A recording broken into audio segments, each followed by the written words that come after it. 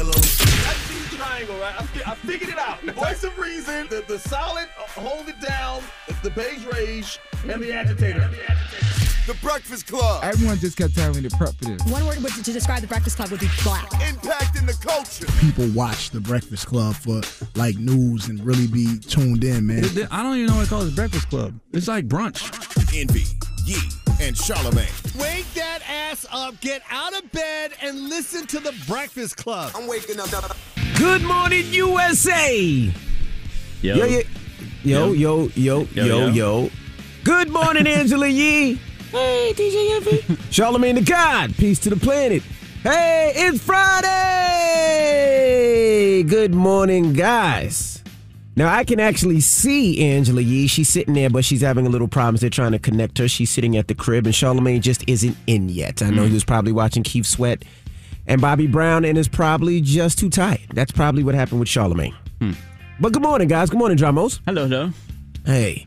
So I was up late last night. I was checking out Keith Sweat and Bobby Brown. And boy, that's all I can say. I mean, What does that mean? I don't know what it means. Keith Sweat did his damn thing. I ain't gonna front. Shout to King Keith Sweat, man. Okay. After he put that pressure on me yesterday, I knew he was in for a show, and he killed it last night. He sounded amazing. The brother looked good. Pause. He came out to put a show. And I don't want to hear Charlamagne say nothing about me about anything I do with my hair anymore. So shout to the legend, Keith Sweat.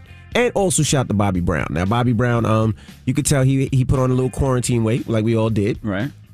But, I mean, it was just a great show to see them legends and give those legends their flowers. It was dope. Shout out to Swiss Beats and Timberland. I love to see things like that and just pay people their proper respect. Now, some of Bobby Brown's records I wouldn't have chose. I would have did it a little differently, but these are the songs that these brothers wanted to put out themselves. But it was really, really dope. You forget all the records that Keith Sweat actually wrote. Oh, he played the records he wrote. Yeah, he also played the records that he wrote. Okay. He said that Bobby Brown was cheating when Bobby Brown did New Edition. So he played the records he wrote. Okay. All right. Yee said 30 minutes ago she wasn't connected. Yeah. I'm still down here. I see Charlamagne just walked in. Yep, he just walked in. Coachella is tomorrow. If you haven't got your tickets, get your tickets. It's going to be amazing. It's going to be a lot going on. So get your tickets if you haven't got your tickets to Coachella. Talking about Coachella.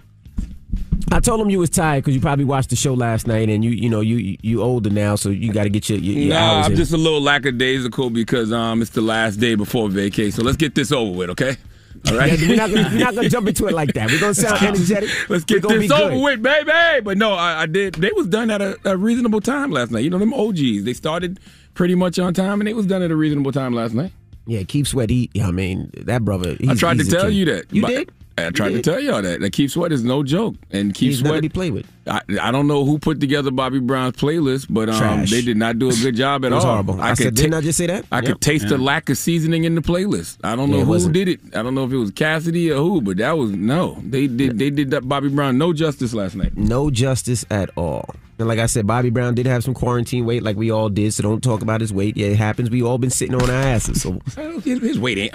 His weight ain't got nothing to do with it. No. Yeah, because he was a little tired when he was performing and stuff. Yeah, but it's about them bops. It's about them records. Yeah. You know what I mean? And I didn't hear a lot of New Edition last night. He did two. I heard two. I heard Candy Girl and Jealous Girl. Yeah, you got to dig into that catalog a little bit more, I would think. But I don't know. I definitely would have dug into that catalog. But I thoroughly enjoyed Keith Sweat. Keith Sweat came and did exactly what I knew he was going to do. Because Keith Sweat first half was a little shaky too. Because I feel like they was they was trying to show people that they're still connected with like artists that are like newer. So so they're playing like Snoop features and stuff like that, which is cool. But it's like play the hits, man. He said hits. Newer. He said it made it sound like Newer plays Snoop features and Ja Rule features. Yeah, that ain't. I forget. We all old school. Yeah, you're right. What you talking about? Damn it. Yeah, I'm lying to myself. You're 43, man. And you're 33. And you got 10 more years. You better get started. I got a decade. You better get started. You better get started now. Okay. All right. We'll get the show cracking. They're still trying to get Angela Yee's internet working. Now, they saying that Gigi and Virgo from Beyond the Pole will be joining us. Absolutely. Gigi and Virgo. Somebody else is joining us this morning, too. I forgot. So you got for us? Rob Stapleton. Oh, Rob Stapleton. Yes. The New York Kings of Comedy will be at Caroline's tonight. I haven't watched Beyond the Pole on WeTV yet, but I'll tell you one thing. After talking to Gigi and Virgo, I damn sure want to. Okay. So I'll be doing that. Now, Yee said it's not her internet, it's iHeart. They're trying to get it together. So we'll get her connected. When Hopefully all else fails, blame iHeart. Damn right. Hopefully she'll be back for front page news. If not, we'll wing it. That's all I got. Okay. It's the Breakfast Club. Good morning. Morning, everybody. Yo. It's DJ Envy, Angela Yee, Charlamagne the Guy. We are the Breakfast What's Club. Let's get happening? some front page news. Now, just to let you guys know how the Breakfast Club thing works. So, before the Breakfast Club, the night before, everybody gets their stories of what they're going to do. Angela Yee does front page news.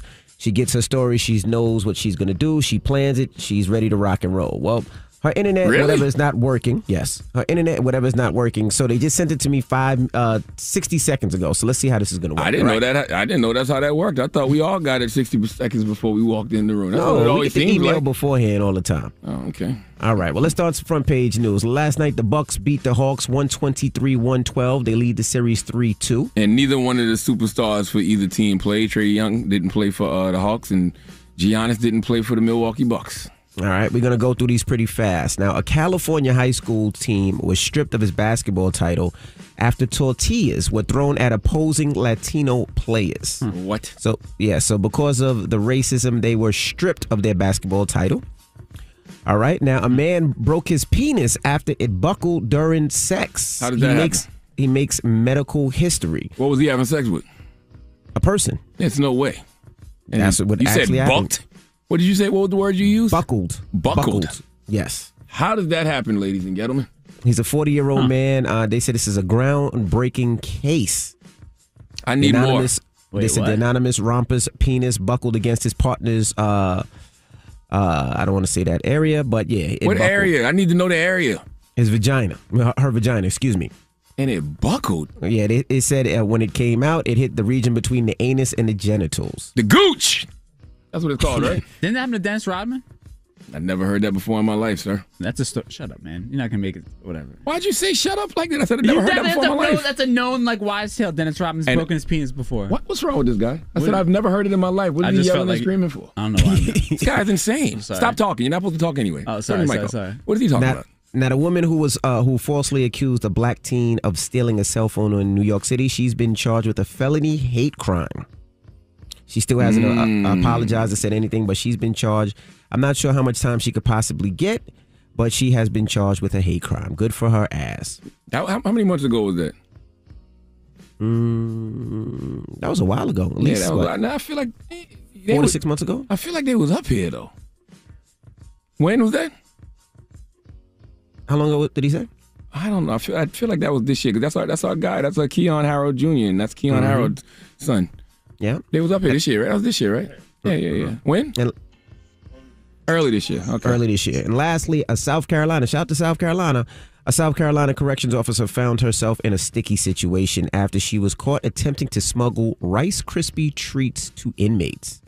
Well, the Rice Krispie treats has some drugs. She was 43 years old. She was busted with the sweet and crunchy contraband Thursday as she was trying to hold down the inmates. Authorities believe the 630-gram pills have a little bit of everything into it. She admitted to the crime, according to the warrant, and was arrested and charged with possession of narcotics. I'm not sure how she was sneaking in, if she was trying to boof it or if she was just trying to sneak it in, but she was caught. I'm gonna be honest with you. All these stories went downhill after the penis, the broken penis. I needed to know more about that. Please send me the link to that because I don't feel like you dug into that story the way you should have. I need context. Well, you can dig into it a little more. I just need context. I need to know how that happens. Like, I've never heard of a penis breaking. They say, well, to go back to that story, it says 88.5% of penile fractures occur during sexual intercourse. Mm-hmm. Your penis can be fractured? Mm-hmm. They said it usually happens doggy style and man on top. A penile fracture as the two main sexual positions that endanger penises. Vice dramas was showing me, here's how Dennis Rodman broke his penis 3 different times. Told you. I didn't say you were wrong. I just said I never heard the story. Let me tell you about being a personality. Okay, go ahead. If somebody tells you they haven't heard a story, just explain it to them. That's what I'm trying to do here. You started yelling and screaming. No, because you like to insinuate things. Insinuate what? That I might be studying Dennis Rodman, whatever. This guy is crazy. I'm crazy. Yes. Both of y'all are crazy. All right. But yeah, I've never heard of a penile fracture. That's crazy.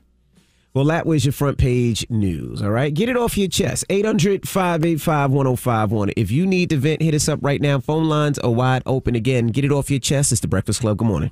The Breakfast Club. Let's go. This is your time to get it off your chest, whether you're mad or blessed. Say it with your chest. We want to hear from you on The Breakfast Club. So if you got something on your mind, let it out. Good morning, brother. Get it off your chest. Yo, my name is Arnold, and I'm from Brooklyn. I listen to you guys every morning. Hilarious. I love your show. Thank you, Arnold.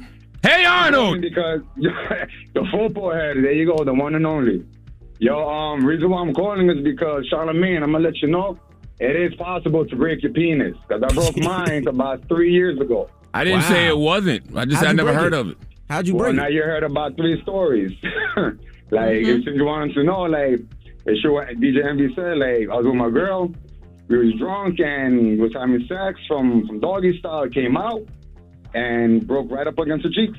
So what happens when it breaks? Because I just read something quick about a tear. Oh, when it breaks, it basically, one of the vessels on the inside, it erupts. Ugh. And your penis basically blows up to the size of a water bottle, and it's completely purple. The name of it is called an eggplant. Minus the color, that could be dope. Did it hurt? Did you cry? You know. Does it stay that size? No. They made it better. They healed it and made it way better. So did you cry, sir? The worst, it's a popping sound. It's a cracking sound.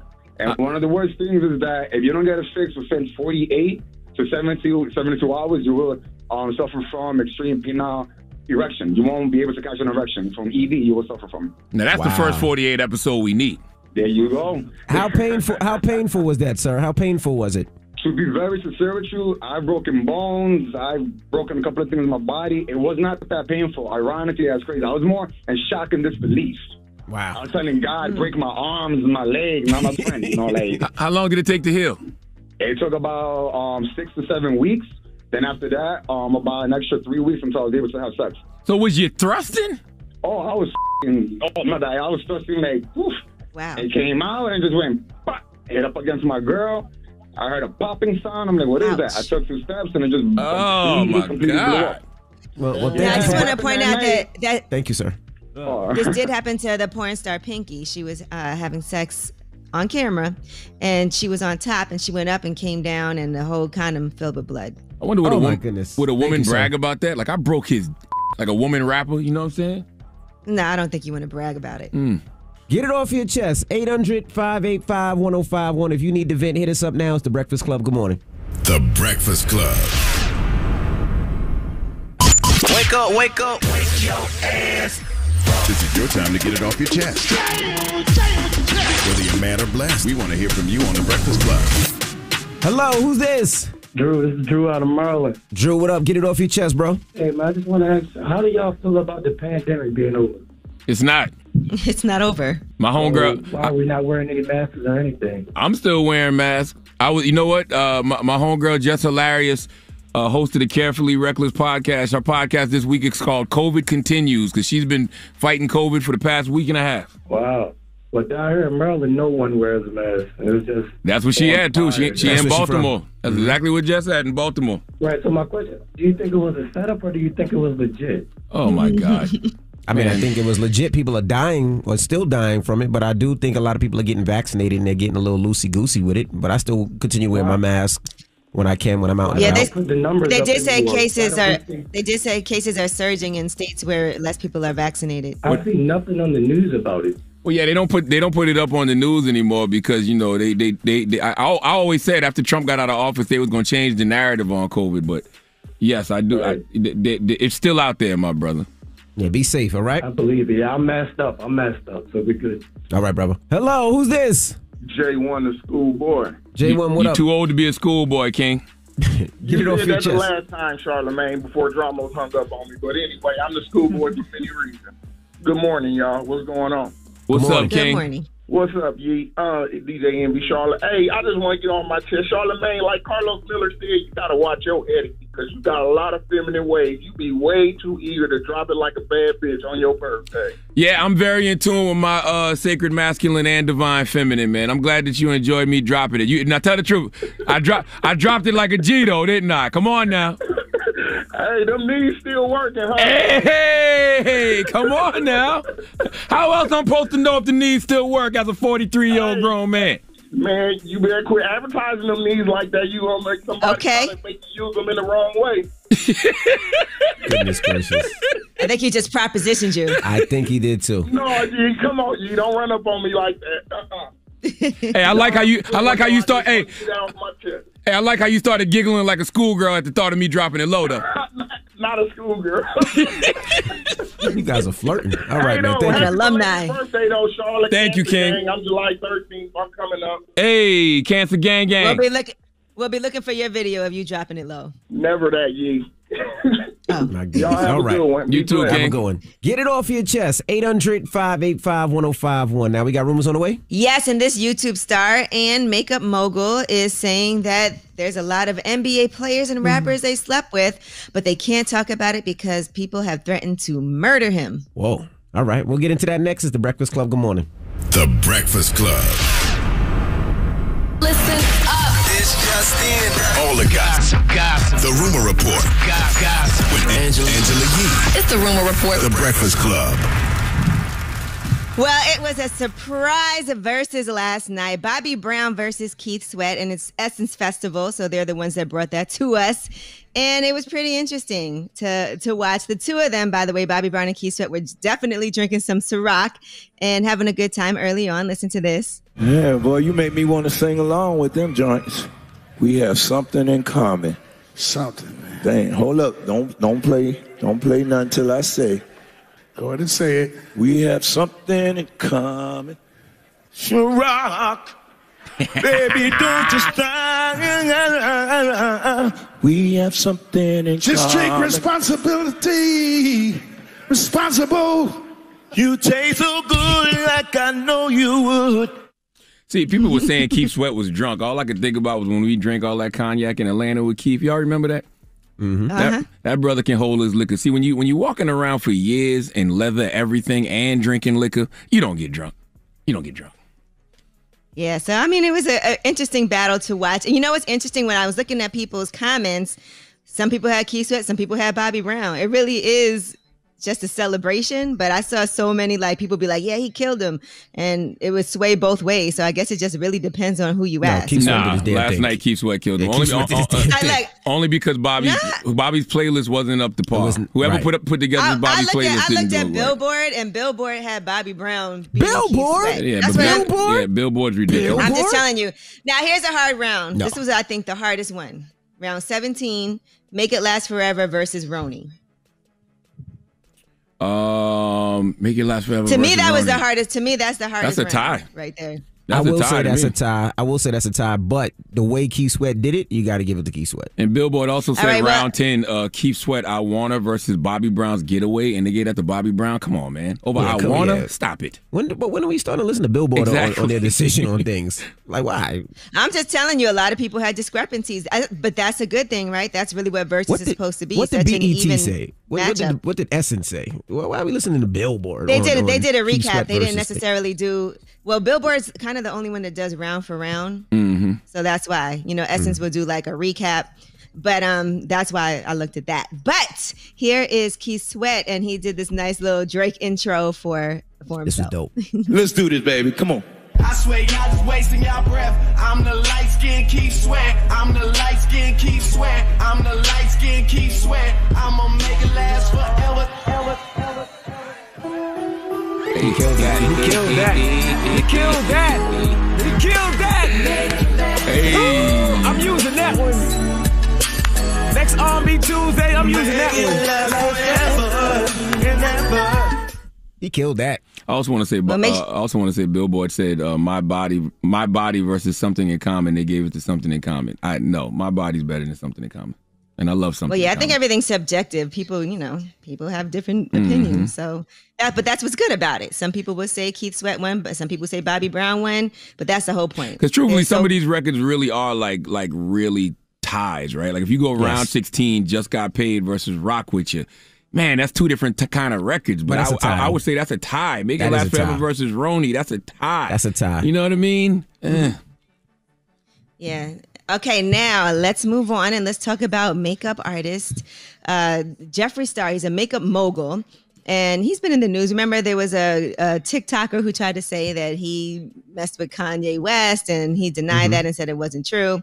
Well, now he's done an interview with Dave Portnoy on TikTok, and he revealed that he has hooked up with a lot of celebrities. Here's what he said. A lot of NBA players and rappers, yes. But I have a code where I'm never going to out them. And a lot of them have threatened to murder me if I ever say their names. So Jesus. God. The And sex that's is probably great. true. The names are invisible. How do they reach out to you? How do they Just do that? DMing How you? do They DM me. If you had the password to my phone, you would yourself. Ooh. All right. Well, I guess that's the code, though. You're never supposed to discuss that. Just let it go. He got a stupid car All right. collection too. Crazy. Jeffree Star? Mm-hmm. You been to his crib? No, I've seen it on Instagram. Did you try to reach out to him for the car show? No, I don't know him. I would though. He got You it. could DM him like everybody else has No, been.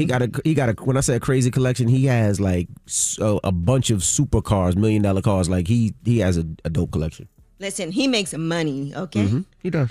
Shout out to our friend Juan, who actually works with him too. Boom Cat makeup artist. All right, Britney Spears has been invited to Congress to help inform policy decisions on conservatorships. A group of Republican House members have invited her, saying that her conservatorship battle could influence policy and give hope to millions. They said the obvious financial, emotional, and psychological abuse at the hands of her conservators could advance social, political, and criminal justice reform. They said, you've been mistreated by America's legal system. We want to help. The United States Congress should hear your story and be inspired to bipartisan action. What happened to you should never happen to any other American. Your story is so powerful, and the admiration of your achievements so great. You and perhaps only you can blow that door wide open, giving hope to millions.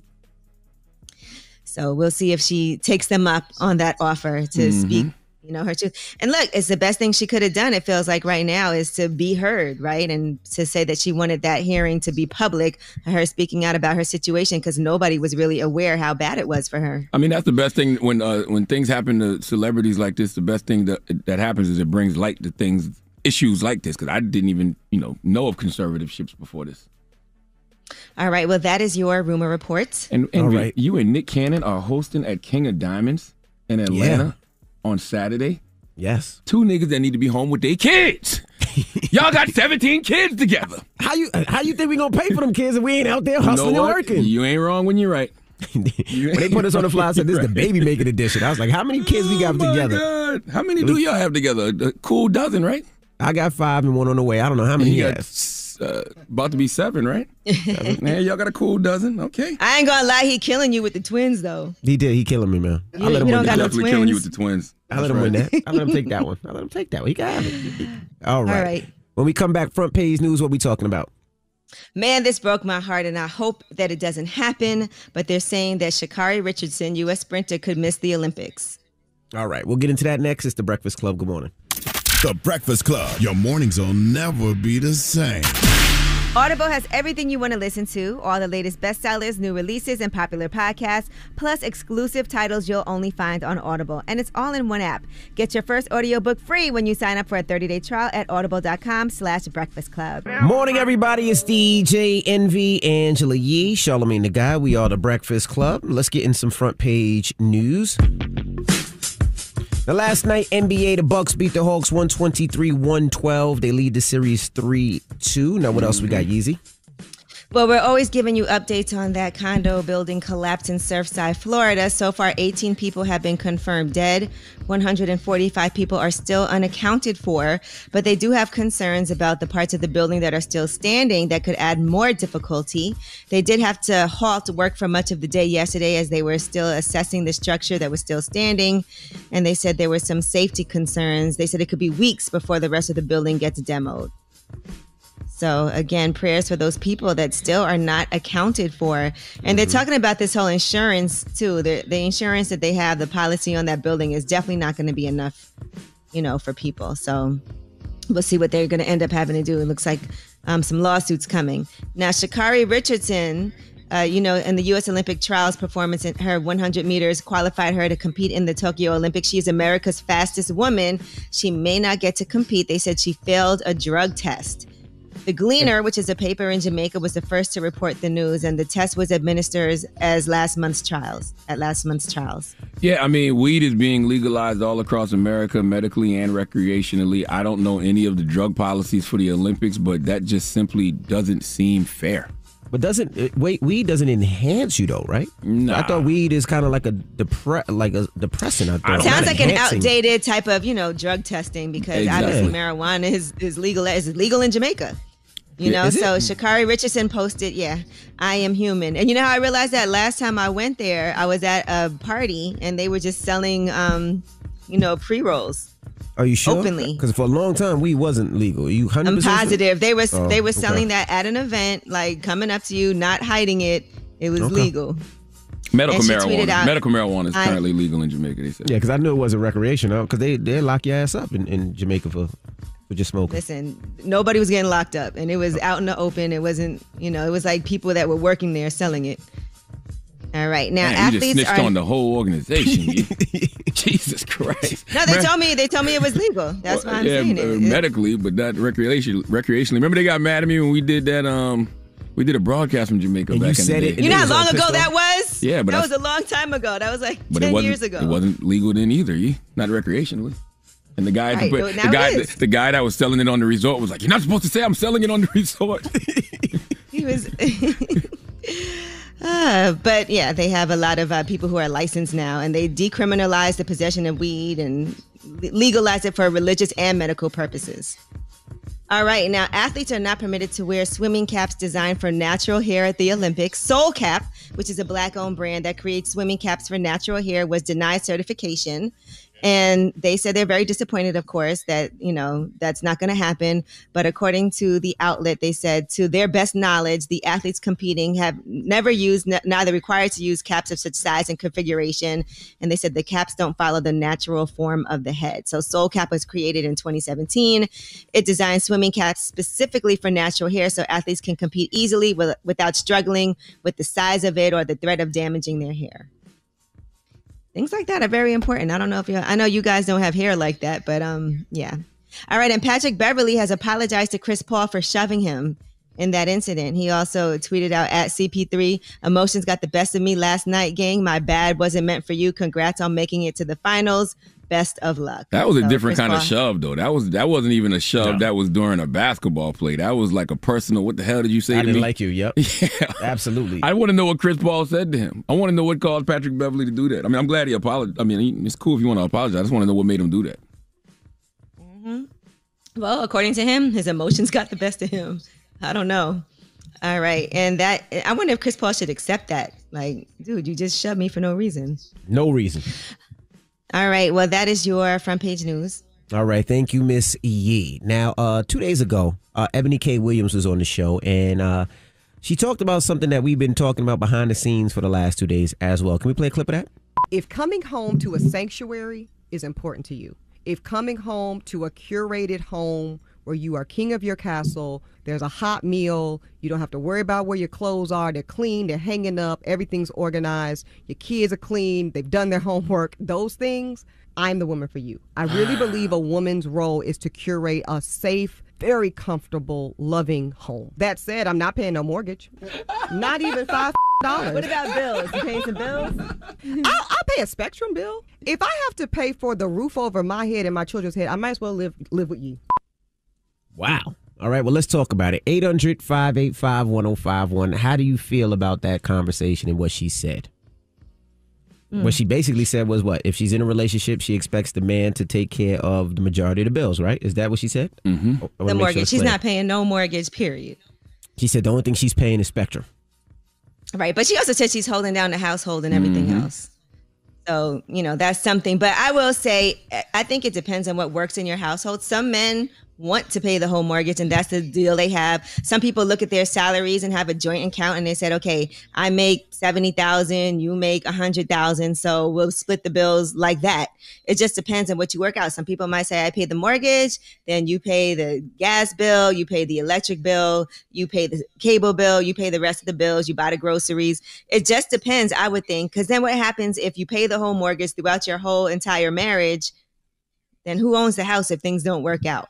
Yeah, both own the house. That don't matter. When you get it, you get it. Because some people, I see all kinds of issues with people talking about that too. When it's time to get divorced, and they say, "I paid this, I paid that," So I think it's just something that people have to come together and make their own conclusions on what they want to do based on their own beliefs and their financial situations. Because there's women who make way more money than the man that they're with, and they hold it down more because they kind of have to. Well, I'll be honest. Like,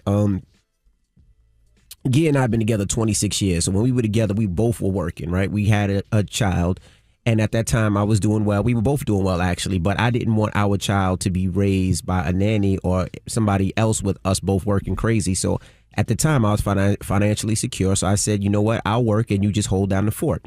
But there's no way that I could just meet somebody right now. We start dating and they say, hey, and this is how it's going to work. I'm going to stay home and you're going to pay for all the bills. And I don't know you like that. You know what I mean? You're just getting to know somebody. I've known Gia since I was 16, which is a little different. But just dating right now. But what if she has a baby and she wants to stay home and you want her to take care of the kid? Because that is a good reason. That's a full-time job right there. It is a full-time job. Absolutely.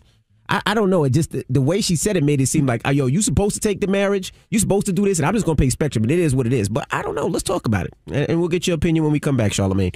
800-585-1051. Let's discuss it. It's The Breakfast Club. Good morning. Pull out your phone. Call in right now. Call me. Add your opinion to The Breakfast Club topic. Break it down. 800-585-1051. The Breakfast Club. It's topic time. Pick up the phone, baby. Call 800-585-1051 to join into the discussion with The Breakfast Club. Talk about it.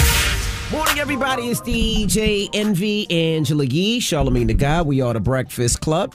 Now, if you just joined us, we're talking about Ebony K. Williams, author, attorney, friend to the room, and of course, she's on Housewives of New York. Now, if you missed it, this is what she said a couple of days ago when she joined us. If coming home to a sanctuary is important to you, if coming home to a curated home where you are king of your castle, there's a hot meal, you don't have to worry about where your clothes are, they're clean, they're hanging up, everything's organized, your kids are clean, they've done their homework, those things, I'm the woman for you. I really believe a woman's role is to curate a safe, very comfortable, loving home. That said, I'm not paying no mortgage. Not even $5. What about bills? You paying some bills?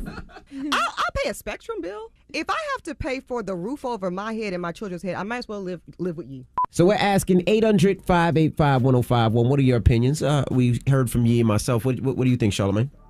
I don't have a problem with anything she said. You know, I agree with her, and it means a lot coming from Ebony because she actually has money. So she's not some, chick with no finances, asking a man to take care of her, I know my wife is the CEO of the house, and I would assume most wives are the CEOs of the house, the curators of the castle. Hell, that's my wife's house, and that's the kid's house. I just live there. She takes care of everything, and when I say everything, I mean everything. My job is to protect and provide, and I thank God that we have the resources, to be able to do that, and that we're in these positions. And I've been on the other side as well. When I got fired from Wendy Williams' show back in the day, I was too proud to go collect unemployment, so I stayed at home with my oldest daughter, and my wife went to work, and she took care of all the bills. Now that we got, 3 kids, and, I'm in a much better position financially, stay home and curate the castle. But you are in a better financial predicament, so I mean, it's. And she still does her thing on the side. She does, she does personal training. But for somebody who doesn't have a secure enough financial situation that can take care of the whole household, you know what I mean?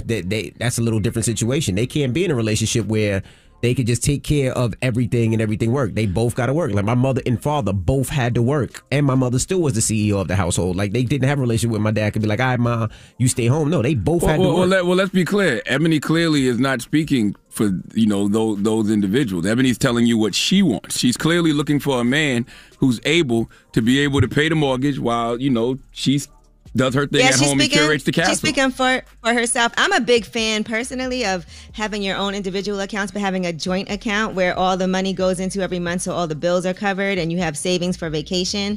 And I think that's a great way to do things. But, that's me personally, and different people have different ways. And there's guys that, like you said, want to take care of all the bills. So you can't be mad at that. Yeah, and there's nothing wrong with that. A man's job is to protect and provide, a woman's role is usually the curator of the castle. I don't have a problem with it. Like, I don't see why that even makes people upset that that's what she chooses to want to do. All right, well, let's go to the phone lines. Hello, who's this? This is Shawnee. Hey, Shawnee, good morning. Good morning. I love y'all. So excited. Hey, y'all. Hey, y'all. Hey, you. Hey, you. Hey, girl. Hey there. Hey there. What do you think what Ebony K. Williams said? So I think she's right, only because of one thing. I feel like when you with a man, that you should live under his income. So whatever his income is, he should be able to afford a house. And I'll pay for everything else and stay home. Like, I know how to make money at home, so he's still going to be okay. Like, I don't mind paying bills. I don't want. Everybody got to act their wage, man. Okay, thank you, Mama. Exactly. All right, bye, y'all. Bye-bye. Bye, boo. Hello, who's this? This is Greg. Greg, good morning, man. How you doing? I'm doing well, bro. What are your thoughts what Ebony K. Williams said? Well, to each his own, but in my house, me and my wife, teamwork makes the dream work. Now, he makes more money than me, and I make good money. My wife pays the mortgage, and I pay everything else. She calls me, she'll say, babe, I need $500 for this, or $1,000 to go to the mall, or food, or whatever. I give her whatever she needs. He pays the mortgage, I pay every other bill in the house, no problem. Yeah, but who curates the house though?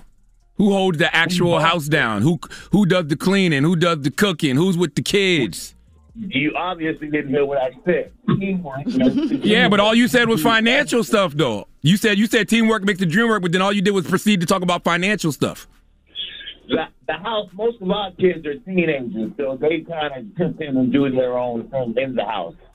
So when it comes to that part of it, we don't have a messy house. Our kids kind of tidy up things on their own. And my wife works from home right now as we speak, but she's a government employee. So it's a family thing, because when you say teamwork makes the dream work, teamwork also is the woman being the curator of the castle and you being the provider of said financial resources. It's still all a team. Exactly. Well, in my we have never, in all the years we've been together, we've never had a problem about money at all. Period. She'll call me now and say, babe, I need $1,000. I'll send her $1,000. I got to pay a bill. You got it. No problem. Yeah, my wife don't have to do that because we got joint accounts. Well, we have joint accounts and separate accounts. Okay. Right. Okay. Well, thank you, brother. 800-585-1051. We're just taking your calls on what Ebony K. Williams say. Phone lines are wide open. It's the Breakfast Club. Good morning.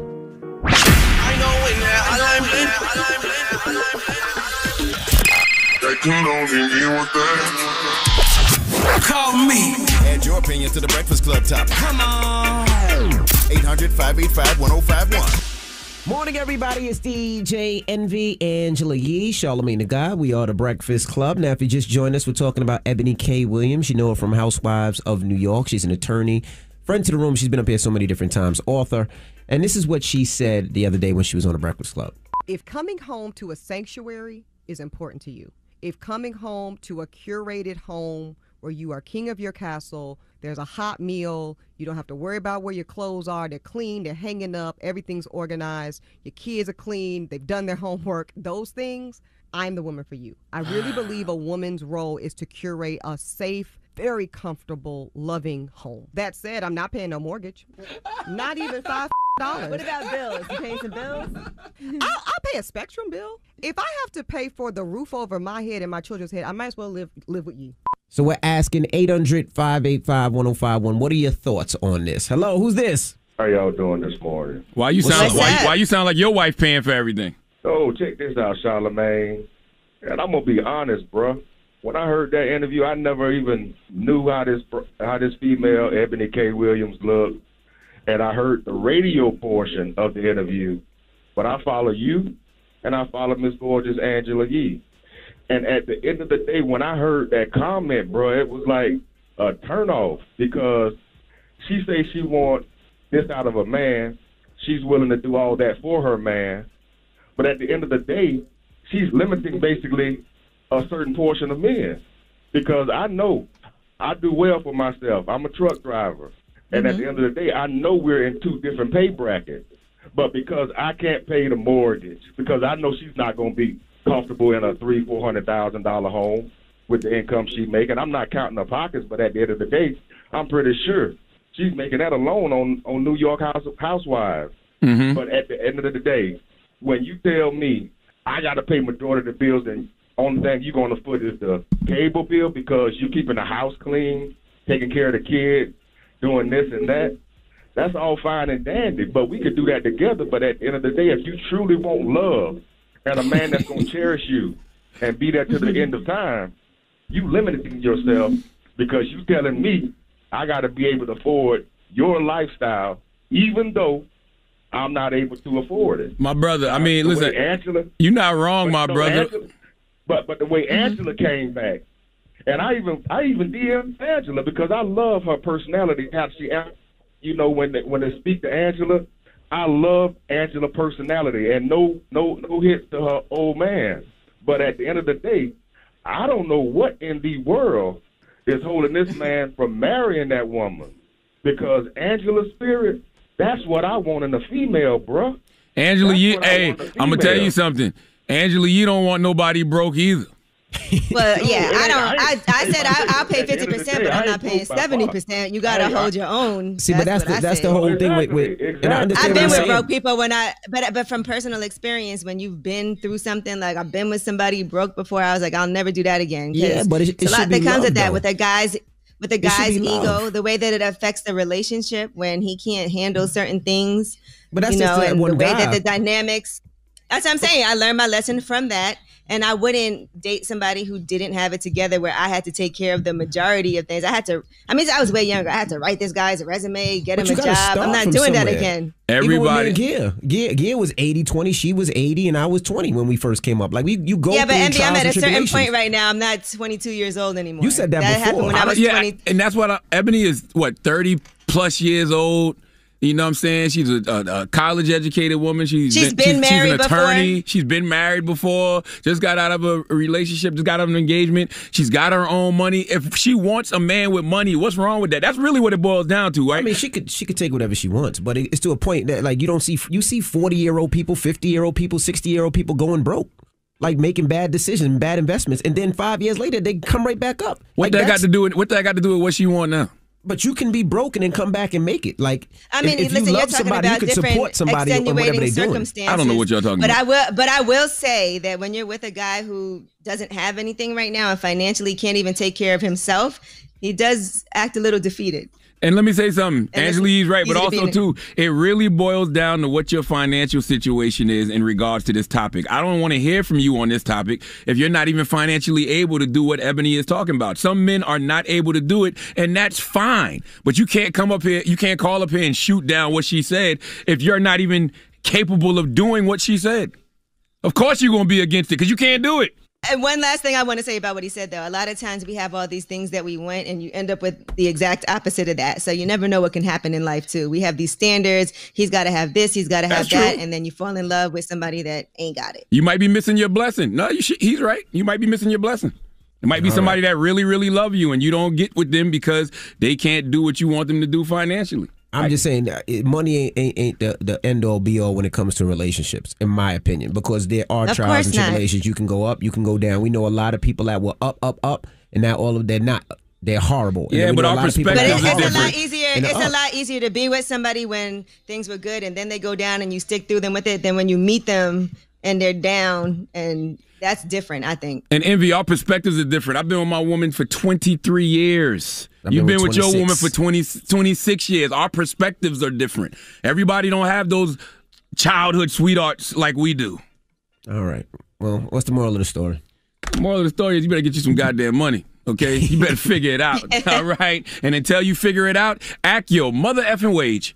Yeah, I get what you're saying, but you got a bunch of daughters. You don't want your daughters to do that. You want your daughters I to don't be want in my love daughters with to do somebody. what? If my daughters, oh boy, and I know they're gonna end up like Ebony K, because they're gonna go to school and they're gonna be well educated. They're gonna have their own money because their daddy is setting them up to have their own money, and I want them to be able to pick their options just like Ebony is. Ebony has put herself in a position where she can make the choice on what she wants. That's what life is about. Envy, I can't see you being okay with Madison paying the rent for herself and a guy and paying for him to go on vacation and paying all the bills. Hey, yeah. I cannot see you saying that's okay. But this is the thing. If Madison falls in love with somebody that she loves, that treats her well, that does everything for her, he doesn't have to make millions of dollars. He could have a regular job making $100,000 a year and he treats her well, and I'm fine with that because like Charlamagne said, I'm setting her up where she can have her own, and she has her own businesses and she has her own properties in her own crib. But I'd rather she's there for love, because at the end of the day, money fades, beauty fades, but if somebody loves you for you and treats you well, if your daughter money fades, cancel all your seminars right now. We're not coming to no more of your financial classes if Madison money gonna fade in the future. I'm cool with it. I'm cool with it 50-50, but I just can't see myself. I can't see myself holding everything down. I just Jackson's can't. good. And you ain't gonna want you are not gonna want Madison with some dude living off her. If you found out Madison was paying the mortgage herself, that's what we just said. $100,000. You said money doesn't matter at all. No, if you make $100,000, you're still putting in something. You're still putting in something. You're not going to. That's not money, in the same Envy. amount. You just said money doesn't matter. If she fell in love with somebody that didn't have any money, you're saying that shouldn't matter. You still got to work. You can't sit on your ass and play video games all day. $100,000. Envy will be like, don't drive the Phantom. Let him drive the Wrangler. Let him drive the Jeep. Don't let him drive the Phantom. Sir, the Kia. All right? The Kia. We got rumors on the way, man.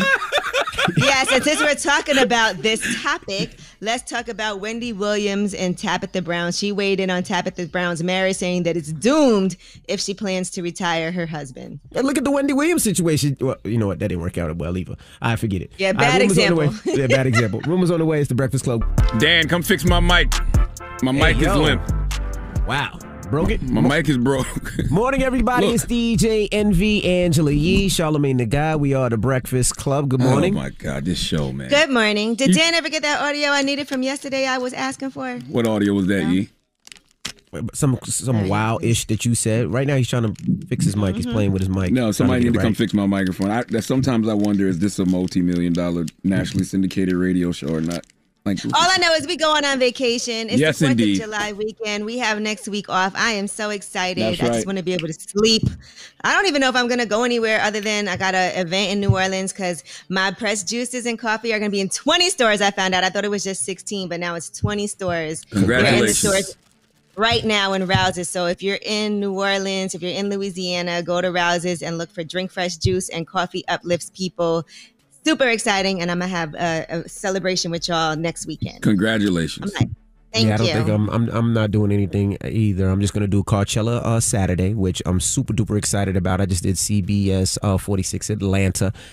Just guys, just get there early. There's parking at the venue. I think the parking lot is a distance from the venue because the way it's set up. But it's gonna be a great time, man. Just get out there early if you're coming, and just have a lot of fun. It's gonna be a family fun day. Bring the kids, bring mama, bring grandmama. My mom's coming. All my kids are here. They're super duper excited. And that's it. I think I'm gonna stay here a couple of days. I'm gonna take my kids to the aquarium because I heard Atlanta has a beautiful aquarium. So I'm just gonna chill out in Atlanta for a little bit. I'm definitely going somewhere. Okay, the hell y'all talking about? I'm going to enjoy me a nice family vacation. You hear me? And my energy is gonna be Keith Sweat at Versus all week long. Okay, sweaty forehead, no. All right, sweaty forehead, red Solo cup, full of my favorite spirit.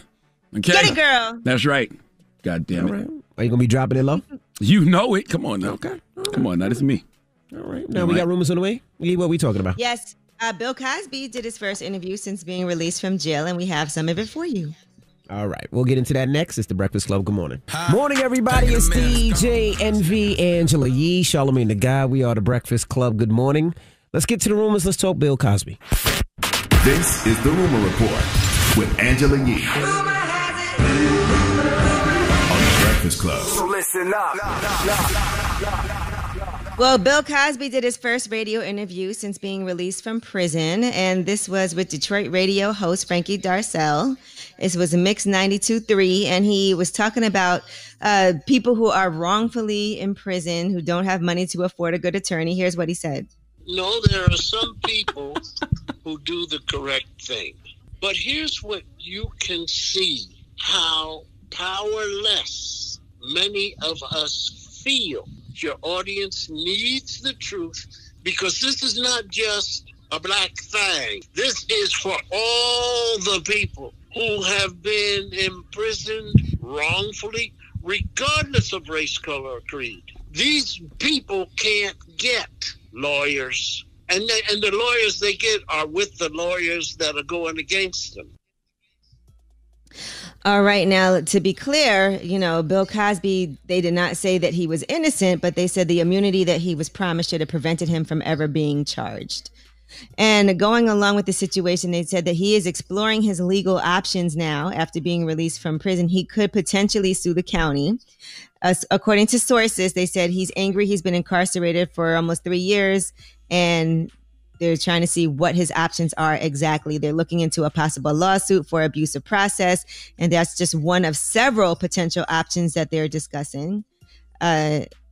So we shall see. But I said that yesterday. I'm pretty sure they're gonna sue. Yeah, they're gonna sue. They violated his constitutional rights. I'm pretty sure they're gonna sue. I didn't know. I thought it would be the state though. I didn't know it was just the county.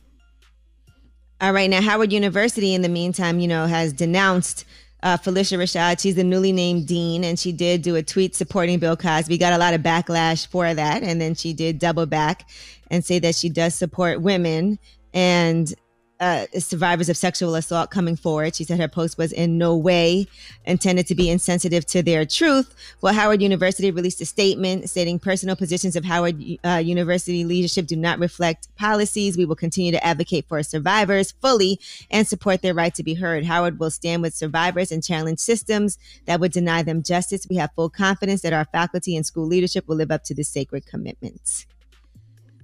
All right. Now, earlier we were talking about Ebony K. Williams and what she had to say about the type of man that she wanted. She wanted a man that's going to pay the mortgage and take care of the responsibilities, and she would take care of her responsibilities in the household.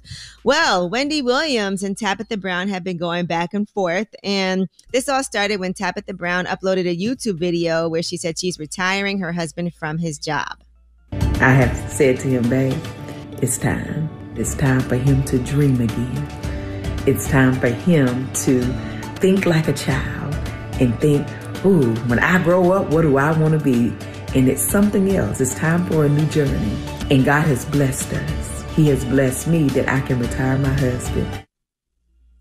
What's wrong with that? All right, he's been a police officer for the LAPD for 15 years. Now, here's what Wendy said is wrong with that. There's this woman, her name is Tabitha Brown. Well, she's an influencer, and she's saying that she's retiring her husband. Nope. I was married to one of those. I make the money and so on and so forth. Go live your dreams, buy a business, stay with me, but go. You see how that turned out. I predict that this marriage is going to be on real rocky ground in a moment. Live your dream. I think that's so foul. I mean, I think with Tabitha Brown, if she's able to do it, I think that's great. He held that family down for so long. He's been a police officer. He's been working. He's been grinding. And now that she's making it, she can retire him. What's wrong with that? Well, here's what Tabitha Brown said in response. First of all, Wendy Williams, honey, God bless you. Wendy, the pain you must be in to feel this way, and I'm so sorry. But listen, let me tell you this. 23 years I've been with my husband. Broke for a very long time together. Succeeded for the last couple of years together. My husband took a job in agreement with me. He took a job 15 years ago to help support my dream. First of all, can we drop on the clues bombs for the place of healing that Tabitha Brown is clearly in? I want to be there. I want to be that whole to be able to. She prayed for Wendy Williams. I'm telling you, I want to be that. That's where I want to be in my life. And by the way, nobody's wrong here. Everybody's experience is different. Tabitha not wrong. Ebony Williams not wrong. Wendy Williams not wrong. They all speaking from their experiences, and based off their experiences, they are telling you what they want and how they want to do things. That's all. But did Wendy Williams' ex-husband have a job? Did he have a job when they met Wendy? Was he working? Yeah. He definitely was. He definitely was. He was a promoter or something, right? He definitely was. And I think he had he had businesses. He had businesses and stuff. No, he definitely was. Okay, I'm just asking. Now, she did tell Wendy, I pray that love finds you. I pray it finds you and it holds you tight. I pray somebody loves you enough to sacrifice their life for you. I pray that type of love finds you so you can understand why I don't want my husband to put his life on the line anymore wearing a bulletproof vest if he don't have to and if that's not his desire. She also said that her husband has a nonprofit organization where he coaches children. He plans on focusing on that after leaving the LAPD. Hey, man, everybody's experience is different. Tabitha's doing things the way she wants to do it. Wendy did things the way she did them. Like, it's just everybody speaking from their experiences. That's and I'm all. confused because Kev held Wendy down. He was probably one of the reasons why Wendy didn't get dragged through the streets. He was her quote unquote muscle at the time. He made sure she was good. He was her manager. Yeah, he did all those things. I don't like the guy, but you're absolutely right. He did that. That was his job. I'm not can't just gonna kick lie. him to the curb now because he did that. He was the one that protected your ass. He sacrificed, things that he probably could have been doing to hold that situation. Absolutely. Yes, that is true. Even though I don't like the guy. You ain't got to put that part out there, man. You ain't got to say that part. I have not gotten to the place of healing. Did you just learn from Tabitha? This is healing. I'm Pray trying to for that get man. there. I haven't gotten to that place yet. I have not gotten to that place. I do. Yeah, actually. there you go. I absolutely well, do. that's a good place. When you pray, what do you say? I'm just curious. Don't worry about it. That's between me and my God. What do you say? That's between me and my God. Don't worry about that. But I definitely pray for people's healing. That is very true. All right. That is your rumor report. All right. Pray for Thank you, us. Miss Yee.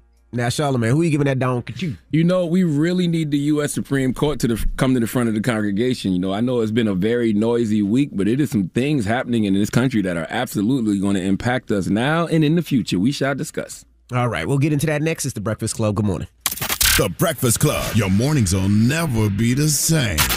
Angela Yee here. And did you know that the General Insurance has been saving people money for nearly 60 years? That's a long time. So if you want the quality coverage you deserve at prices you can afford, check out The General. 800-GENERAL or visit thegeneral.com. Some restrictions apply. This is a miracle. There is no question that there are problems in this country between police and community. Yes, you are a donkey. To the latest on that police killing of a black man. Now to new developments in the deadly spa shooting rampage. And yesterday was a really bad day for him, and this is what he did. And so we are in a state of emergency. Okay, white supremacist violence is and always has been the number one threat to our society. But I'm also very proud that my wife is white. The Breakfast Club, bitches. All right, Charlamagne, please tell me, why was I your donkey of the day?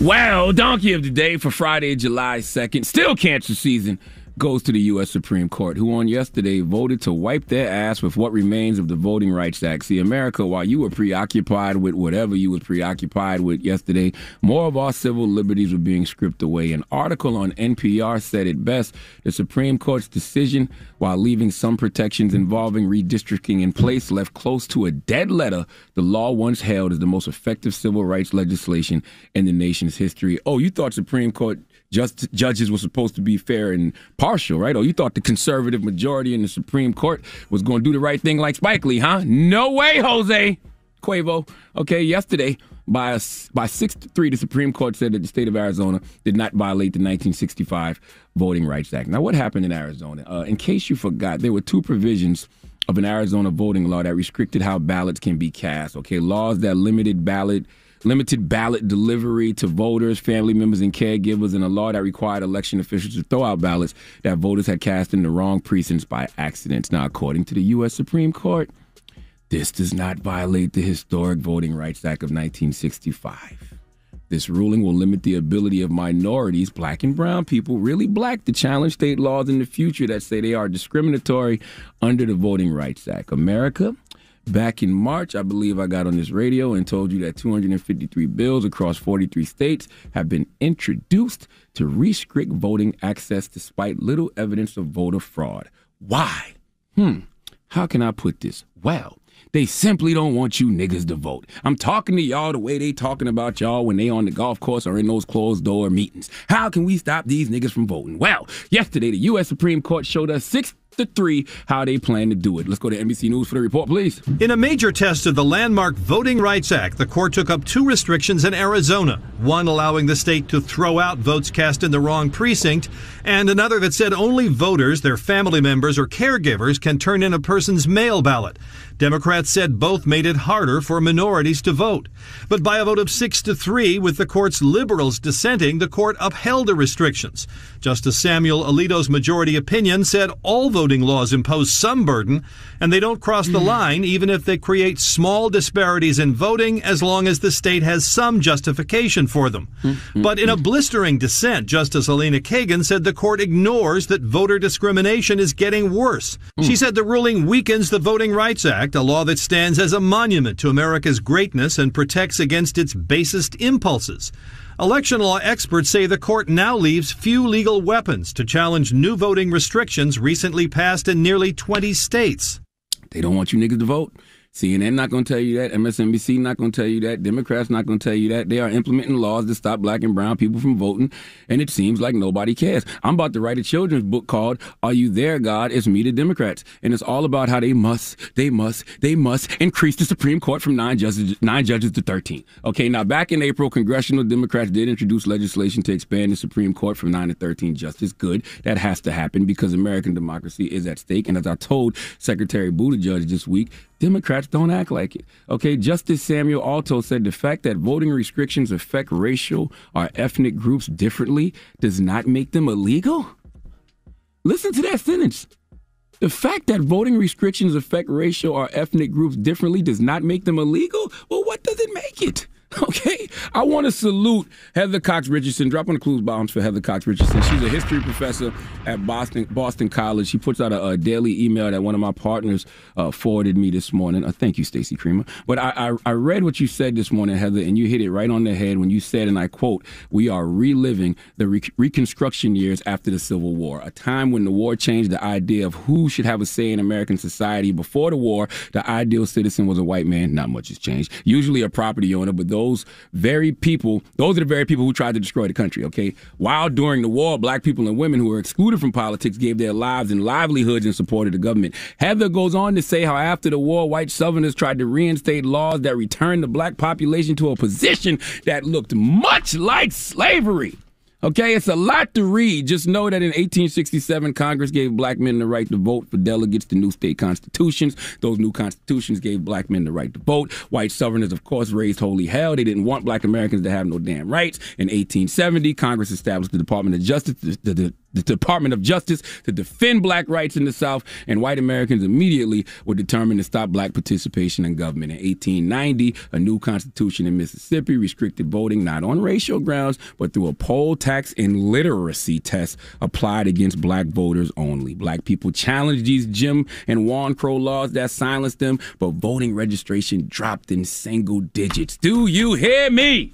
Do you hear, Heather? Okay, you have to know where we've been to know where we are going. These laws stayed in place for 75 years. And then in 1965, Congress passed the Voting Rights Act designed to undo voter suppression laws once and for all. 15 years ago, 2006, Congress voted almost unanimously to reauthorize it, and they've been chipping away at it ever since. Heather, in this newsletter, asked a very important question.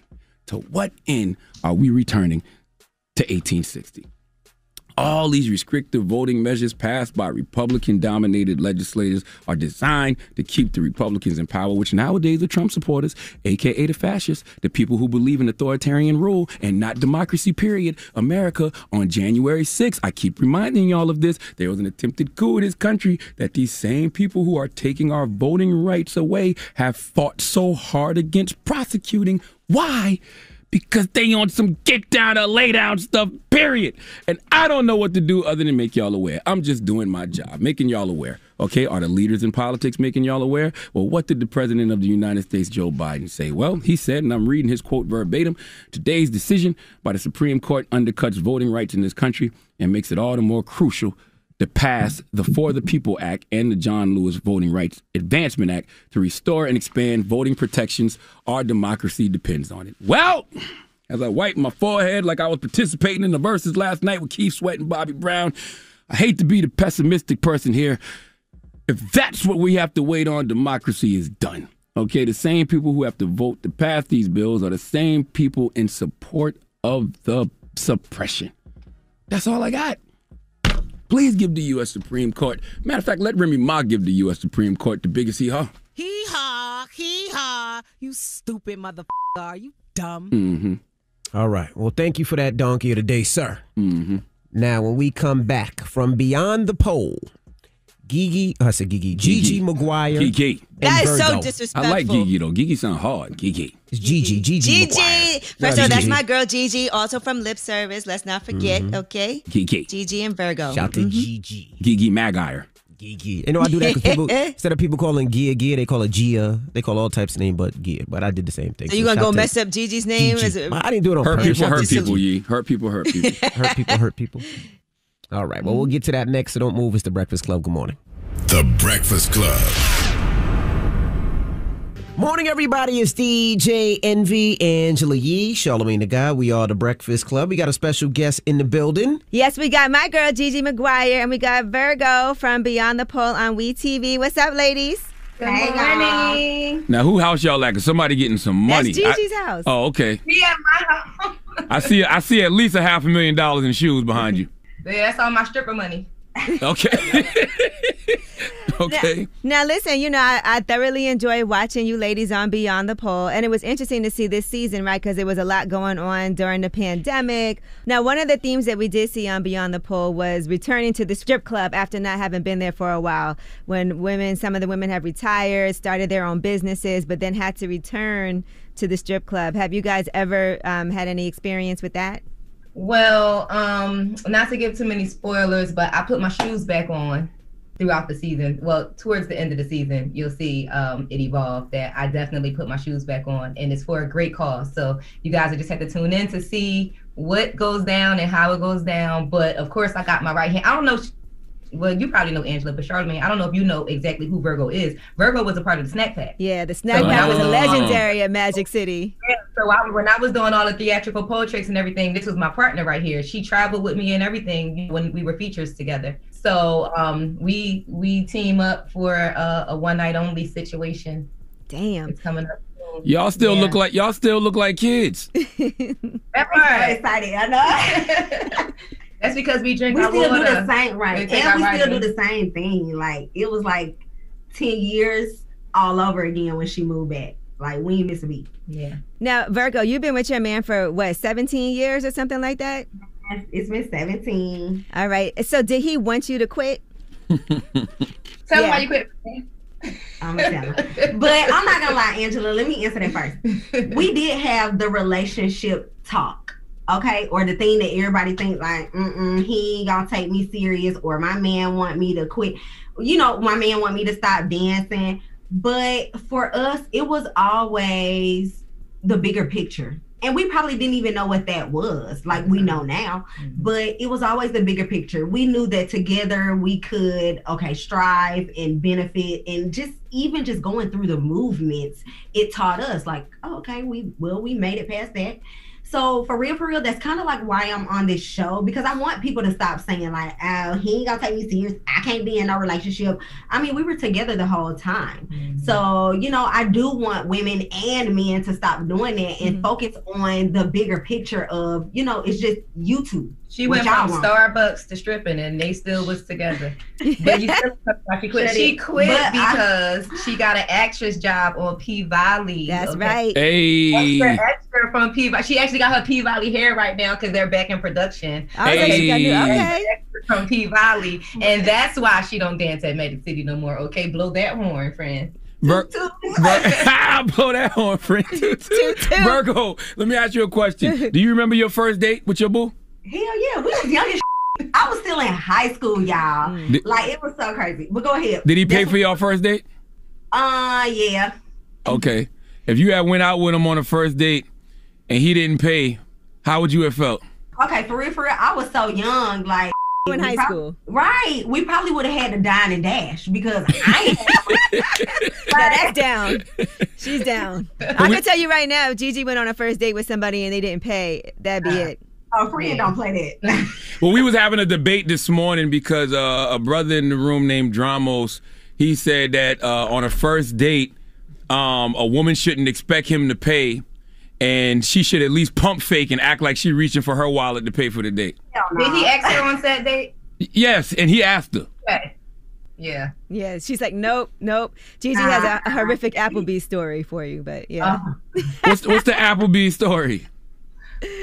Real quick, in a nutshell, a guy flew me to a guy that I met at NBA All-Star Weekend flew me to Dayton, Ohio for Valentine's Day, and he kept raving about he was taking me to his favorite restaurant for dinner, and we pulled up at Applebee's. Yeah, maybe it's his favorite restaurant. That's his favorite restaurant, though. Did he have a coupon? Yeah, right. I got on the plane the next morning and never talked to him again. Hey, so was the plane ticket or the restaurant bill highest. Of course, the plane ticket was more than the rest of our bill. Damn. Now, let me ask y'all this. Watching the show, there's other things that happen that, I guess, Empress. Let's talk about her for a second. Empress has 7 children by 7 different men. She's currently, during the season, she's pregnant, and she smokes cigarettes in every scene. She smokes Newport 100. She told us she smoked about 2 to 3 packs a day. And when we said to her that we felt uncomfortable about watching her smoke while pregnant, she told us that she smoked with all 6 of her pregnancies. Her babies came out fine, and that we need not worry about her because God got her and all her kids. Ooh, that hurt. Mind your business.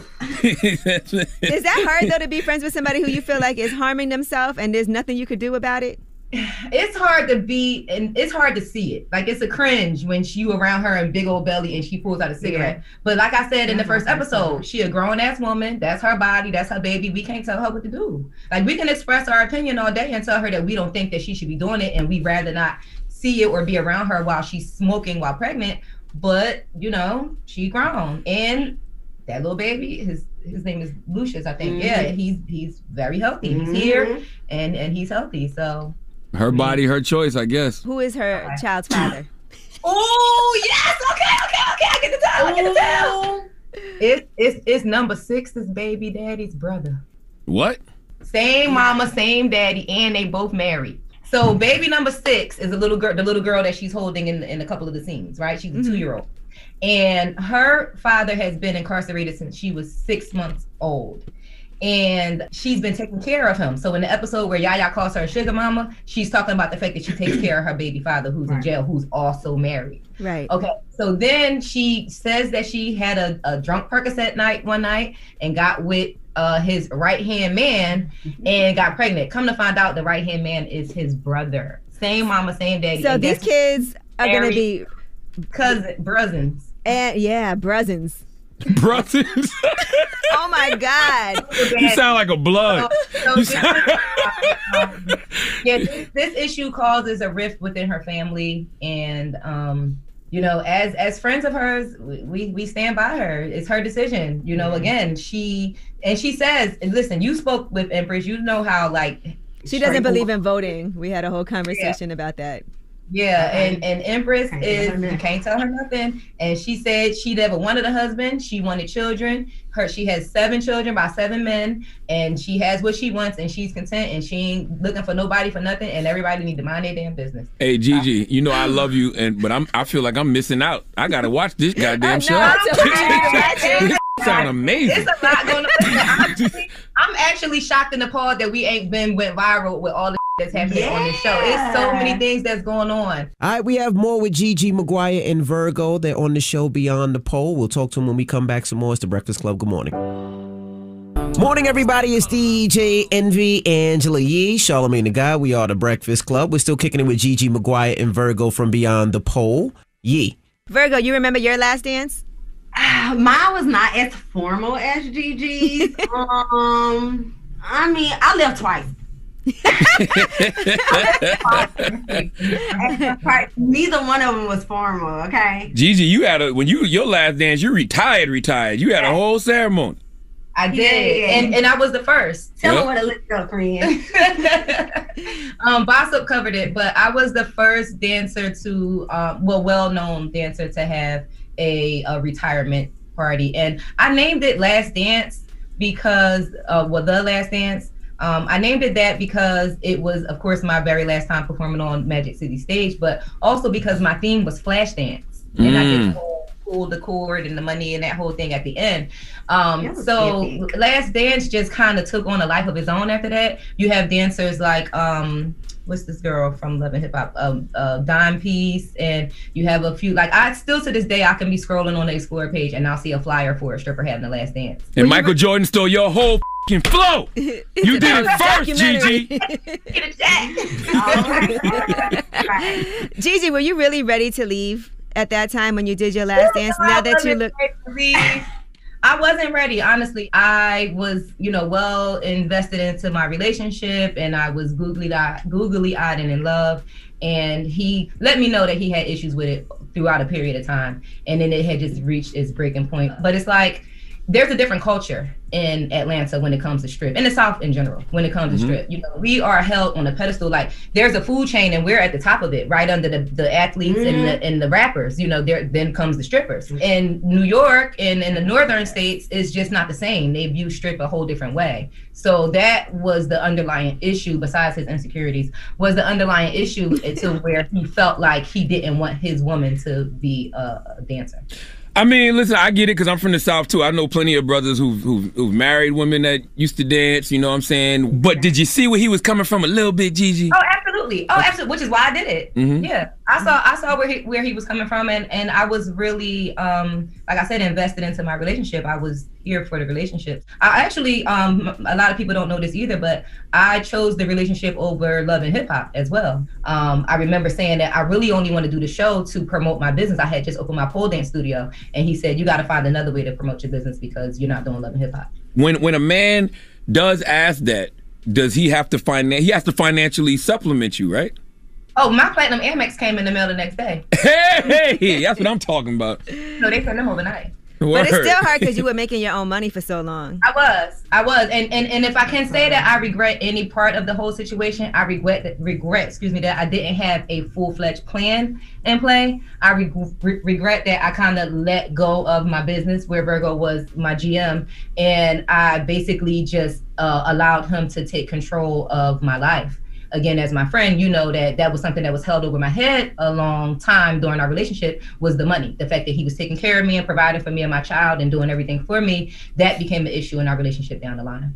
What's the biggest misconception about dancers in the strip club business that y'all think Beyond the Pole is clearing up? They always doing it with the customers. Yeah, that we have sex with all of our customers. They don't even pay enough for the dance. And no, you can't get this. And another big misconception, and this is one thing about the show that we're trying to put out there to change the narrative, is that they say that strippers are uneducated. They say that strippers are hooked on drugs. They say that strippers have pimps. They say that strippers will have sex anywhere for anything or whatever the situation, and that's really not the case. We are mothers. We are women first, okay? We are mothers. We take care of our children. We take care of our homes. We are providers. We are educated. We are entrepreneurs. We are out here level-headed and doing the right thing. Yeah, that's what I like about you the most, Gigi. And I mean, I've watched it over the years. You have become like an OG, and it's like you be trying to show these young girls how to do things the right way. Yeah, it's like I made these mistakes, and I am just the type of person that if I can help in any case, I will. I currently have my 23-year-old niece living with me. She's here in Atlanta, and she works at Club Cheetah.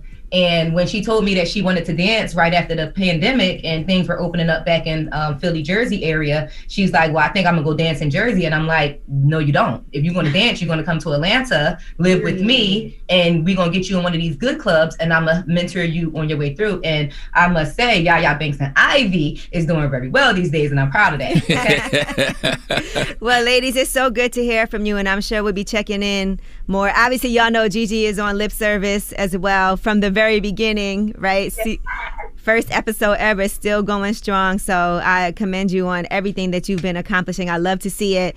Virgo, always good to see you, and congratulations again to you and your husband on your business and having such a strong relationship and partnership.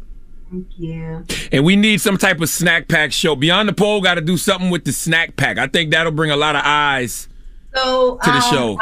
I don't know if we can, get some type of spinoff situation happening. We still hoping that season 3 is a go. But I will say that December 10th, 2021 is the 10-year anniversary of my last dance. And to commemorate that 10-year anniversary, we will be doing a one-night only performance at the world famous Magic City. That date has been confirmed. Wow. It's happening in December 2011. So you got to bring it on back. I'll be there. We'll all be there, okay? We're bringing the whole squad. Let's all start saving up our money now. Yes, okay. All right, Virgo. All right, Gigi. Y'all make sure y'all check out Beyond the Pole Thursdays at 10 on WeTV. Period. That part. It's actually 10:45. They pushed us back because it's so explicit. Oh, yeah. 10:45. All right. Y'all have a good day at the Breakfast Club. Thank you. Bye, ladies. The Breakfast Club. Morning, everybody. It's DJ Envy, Angela Yee, Charlamagne the Guy. We are the Breakfast Club. Let's get to the rumors. Let's talk Reggie Bush. It's about time.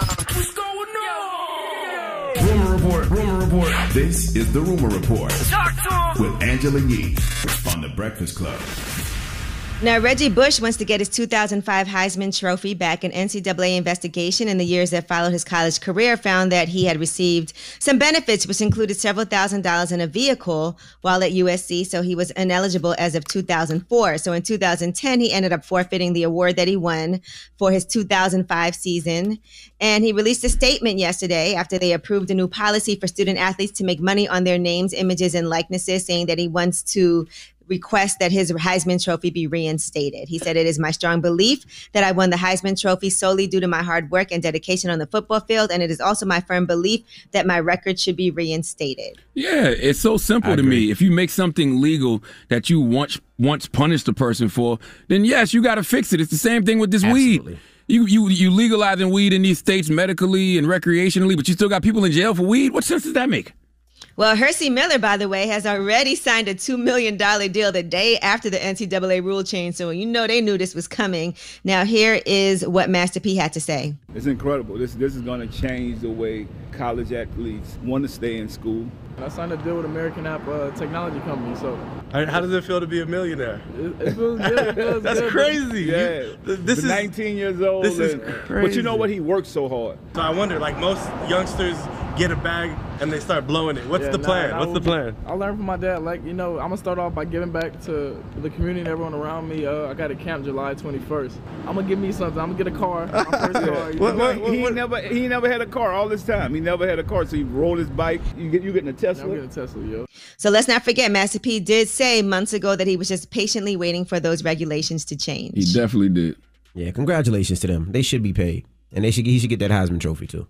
All right, and in more sports news, I don't know if y'all have been seeing this story in Major League Baseball, but the Los Angeles Dodgers, they're aware of a report about their pitcher, Trevor Bauer. He's being investigated by the Pasadena Police Department. A woman accused him of assault. So they're looking into this report, and it's very disturbing. Now, according to his side of things, his agent is saying the relationship was consensual, and it was initiated by the woman in April of 2021. The woman then shared photos of herself and indicated that she sought medical care for a concussion, and they haven't seen each other in several weeks. Now, he said any allegations that the pair's encounter were not 100% consensual are baseless, defamatory, and will be refuted to the fullest extent of the law. On the woman's defense, she is saying that she was assaulted by Trevor Bauer, had to visit a doctor with 2 black eyes and a bulging bruised lip. And there's also photos that go along with that.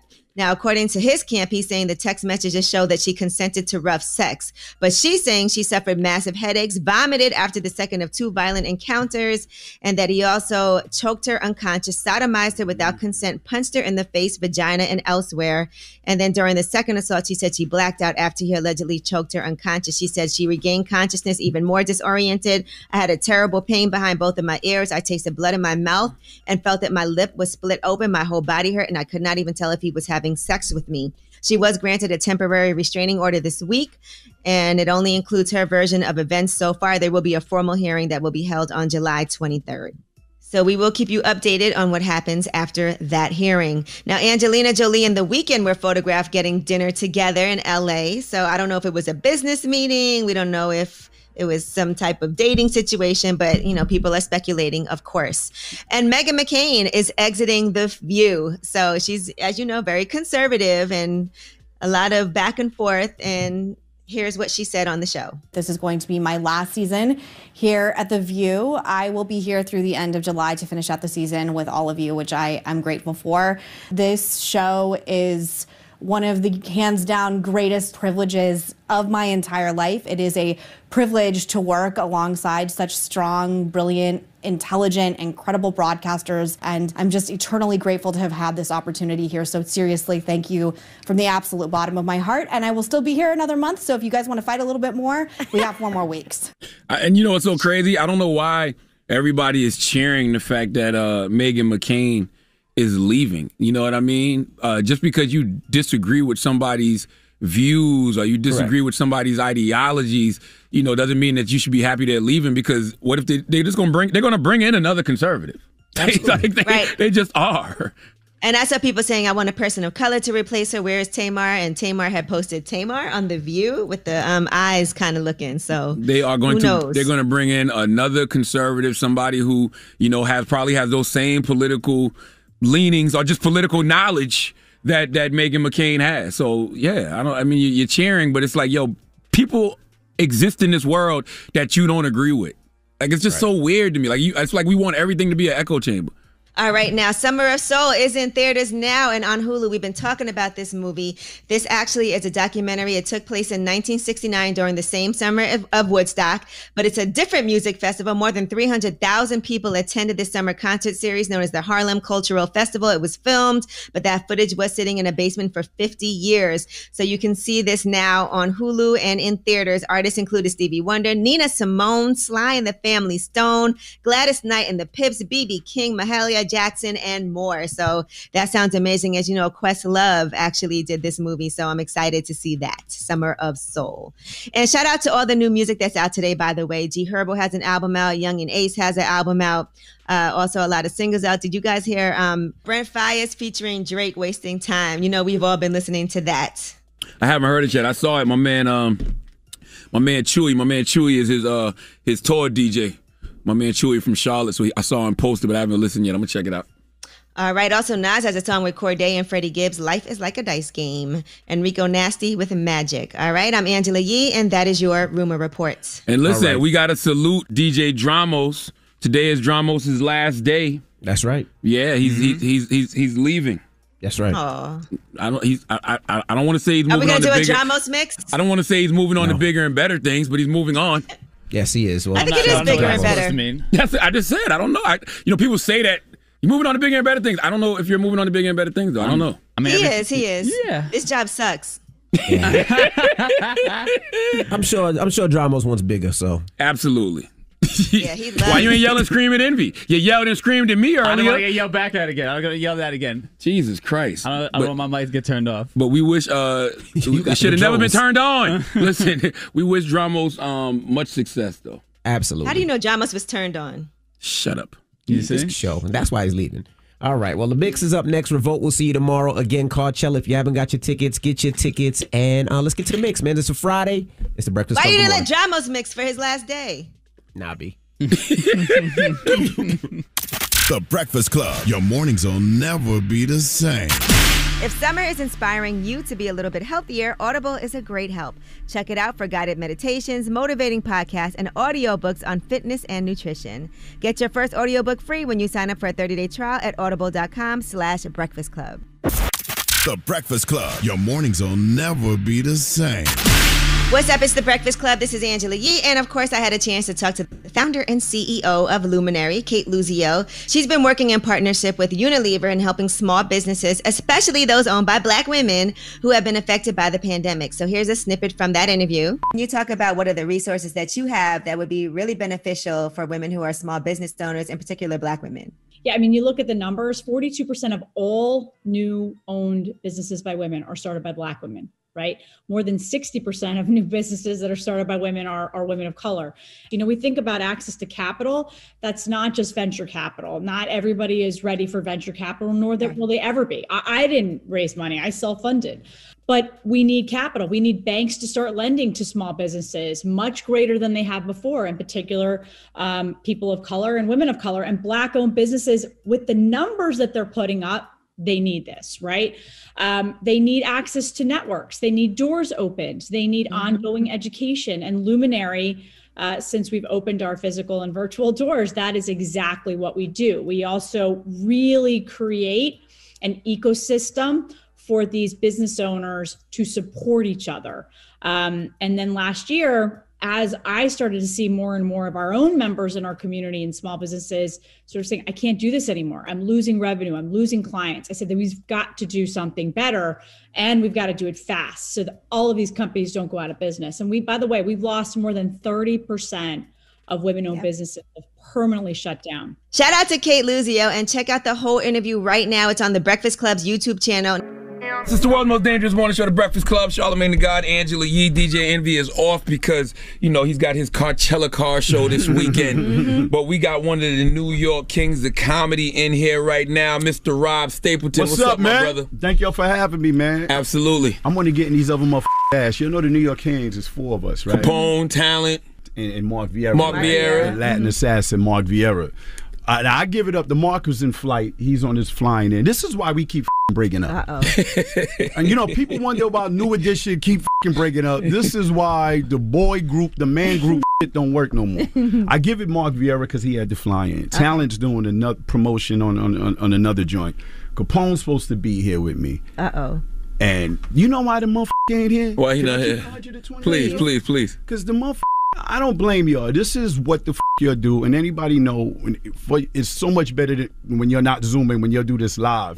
But you got to get tested to walk in this building. But this motherfucker don't want to get tested. Really? I can see not wanting to get the vaccine, but not wanting to get tested.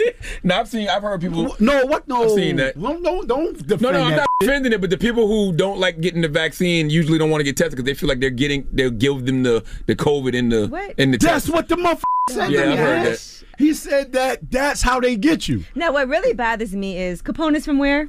He's from the Bronx. Okay, he didn't know how to get a fake test. Yeah, that's the shit. You can get one. You can get them at the front of the White Castle on 125th Like, you Street. couldn't at least get that.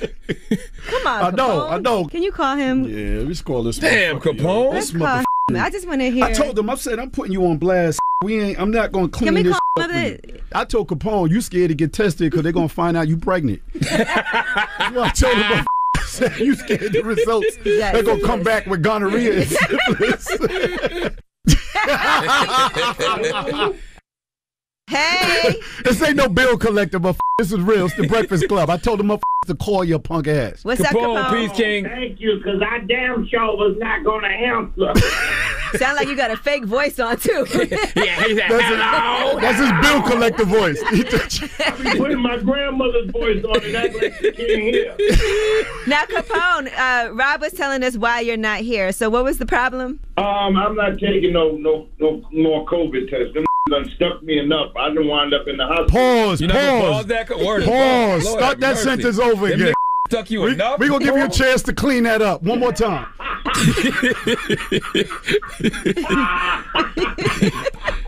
Yeah, Envy missed that one. Envy is not in the studio today. He missed that one. So you just didn't want to get another COVID test? No, I didn't. And they charged $300. That's my whole check. Okay, that's the real thing. Now, see, I have a problem with that. I'm not going to lie. I don't like that either. He's the cheapest gangster in the business. Capone, I agree with you. I think that's disrespectful. No, I'm with you. I don't know why they charge people. I don't even know where that money goes. We just found that out ourselves. Word is born. Somebody said that to me, and I thought they was lying. Dude, them motherfuckers say Groupon? Like if we were... I don't know. Somebody said that to me, and I was like, you lying. I thought they were joking. I said it. I was like, you know that people have to pay. But you know you could get tested and then just give your results. You could probably get tested free somewhere and be like, here's I the just results. did. I got my vaccination card in my pocket, but I figured I'll follow protocol, make sure you're safe. $200 for the card. See, I knew it. I knew he got the card for $200. Yeah, I'm going to use my Rush card, though. They know that don't work. Well, Capone, we just wanted to hear from your mouth to God's ears what happened. But yeah, I'm Capone, tell me again what they do to the swabs. What they going to do to you? Well, I feel that they already have these little intel chips in the swab itself, and they implant it in your nose. I do a lot of reading. No, you don't. You watch a lot of YouTube videos. Man, I do. This believe that, but he eat bacon and ass. Ooh. But he's scared about a Q-tip. You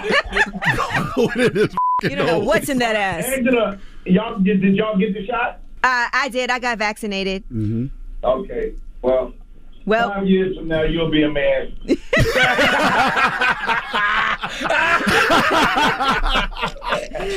But wait, Capone said, but you have gotten tested multiple times. I've got tested, but I ain't never get shot. But you got tested, so you already have the chip in your nose. No, I don't. When they started putting the chip in the nose, that's when I stopped. Capone, you know they do the anal swab test too now. And that's half price. I heard you got your picture up there on the anal swab. That one is free. That one is free, Cap. That one is on the house. Yeah, the anal swab one is on the house. It comes with a 2-drink minimum. Yo, get him off the phone, man. Yo, we love you, Cap. I'll see you tonight, man. All right, see you tomorrow night. You know, one of the things, Ange, about the New York Kings, and I say this, you know, a lot of comics come and say, "Yo, my show was crazy," and blah, blah, blah. Each one of us headline by ourselves. So that's why we have so much hard time getting together, because everybody has their own vessel. Capone does what he does. Talent does what he does. Mark does what he does. I do what I do. So when we come together, we give up a lot to be able to come back together. But that show is so incredible because everybody wants to be funnier than the other person. Not to say on other shows people don't want to, but like when Talent comes up and he opens up, Talent's going for his as a host. I mean, extra hard. You'd be like, damn, is he mad at us? Like, he's going like hard. Then Mark Vieira comes out, and he may be the dude that people know least than all of us, but he has his own following now. He comes out, hits hard, and I'm going, damn, now I got to come up and shake the room. I clean the board, come in and do my thing. Talent comes back up in between us, kills, and then Capone says, nah, I got to be the gangster in this. I got to blah, blah, blah. And then Capone sells merch and stuff afterwards. So in order to sell merch, you got to do real good for people to get online and buy your shit. So the audience and the crowd wins because pound for pound, the show is incredible. So people get them tickets, man. Come out, see the New York Kings. I'll see y'all if you come on Friday. Yeah, man. Yo, it's going to be crazy. It's going to be bananas. I'm not overhyping it. It's going to be It's going to be a movie. 7 p.m. and 9:45 p.m. Where can they get tickets, Rob? Get tickets at www.carolines.com. Get those tickets. Like I said, a few tables left. It's going to be crazy. It's going to be crazy. Carolines is always a movie. It's time to get out the house, man. It's a heat wave going outside. Get in the house. Get this food. Get these drinks. Let's get these laughs. We giving out condoms with NBA sperm in them at the door in case you can't make it to All-Star Weekend. Man. It's my man Rob Stapleton. All-Star Weekend. It's the Breakfast Club. Thank y'all. Thank y'all. Thank y'all. All right, shout out to Rob Stapleton and the New York Kings of Comedy. Definitely check them out at Caroline's all weekend long. Absolutely. Right? And also, don't forget Coachella. If you're going out to Coachella, get there early. There's going to be a lot of traffic, a lot going on in the city. Just get there early and just have a great time. Just remember, it's a family fun day. Bring the kids, and I'll see you guys there. My family will be there, so can't wait to meet you guys. All right, that's Atlanta, July 3rd. From 12 to 5. There's still tickets available, and you can get tickets at the door. All right. Now, Coachella. Charlamagne, you got an unpositive note? I do, man. I posted this yesterday. My guy, Big Bank, DTE. Salute to Big Bank. You down there in the ATL right now, man. My man, Big Bank from the Big Facts podcast that you can hear on the Black Effect iHeartRadio podcast network. I saw him post this yesterday, and I loved it. He said, ego prevents you from learning others.